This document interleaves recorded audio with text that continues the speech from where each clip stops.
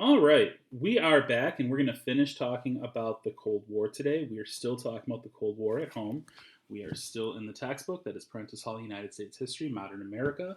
You can find this textbook or a more recent version of it online at the National Emergency Archives or the National Emergency Library. So, we are going to start talking about Joseph McCarthy. McCarthy uses ruthless tactics. The early Cold War years saw one ominous event after another: the fall of China, Soviet nuclear bombs, and the exposure of Soviet agents in the United States all undermined American confidence. At that time, as Americans worried about the nation's security, a clever and unscrupulous man began to take advantage of this sense of fear and hopelessness. He suggested that these setbacks were really caused by the work of traitors in the United States. McCarthy makes accusations. In February of 1950, a little known senator from Wisconsin made a speech in Wheeling, West Virginia. The senator, Joseph McCarthy, charged that the State Department was infested with communist agents. He waved a piece of paper which he said contained the names of State Department employees who were secretly communists. The reason why we find ourselves in a position of weakness is not because the enemy has sent men to invade our shores, but rather because of the treacherous actions of those who have had all of the benefits that the wealthiest nation on earth has had to offer: the finest homes, the finest college educations, and the finest jobs in government we can give. I have here in my hand a list of 205 individuals that were known to the Secretary of State as being members of the Communist Party, and who nevertheless are still working and shaping the policy of the State Department. This is a quotation from Joseph McCarthy from February 9, 1950. The charge provoked a furor. When challenged to give specific names, McCarthy said he meant that there were 205 bad security risks in the department. Then he claimed that 57 employees were communists. Over the next months, the numbers on his list changed. McCarthy never did produce the list of communists. Still, with the outbreak of the Korean War in June of 1950, McCarthy's accusations grabbed the attention of the American public.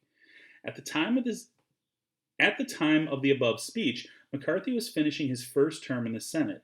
He had accomplished very little in that term and was looking for a popular issue on which to focus his 1952 re-election campaign.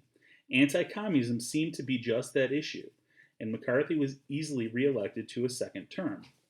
McCarthys Power increases. In the following 4 years, McCarthy was put forward his own brand of anti-communism, so much so that the term McCarthyism became a catchword for extreme reckless charges. By making irresponsible allegations, McCarthy did more to discredit legitimate concerns about domestic communism than any single American.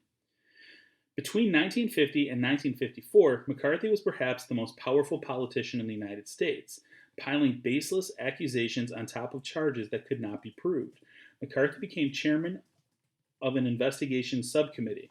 Merely being accused by McCarthy caused people to lose their jobs and destroyed their reputations. He attacked ruthlessly. When caught in a lie, he told another. When one case faded, he introduced another one. Confident because of his increasing power, McCarthy took on larger targets. He attacked former Secretary of State George Marshall, a national hero and author of the Marshall Plan. Even other senators came to fear McCarthy. They worried that he would brand them as communist sympathizers. McCarthy falls from power. In 1954, McCarthy went after the United States Army, claiming that it too was full of communists. Army leaders responded that McCarthy's attacks were personally motivated. Finally, the Senate decided to hold televised hearings to sort out the allegations. For weeks, Americans were riveted to their television sets. Most were horrified by McCarthy's bullying tactics.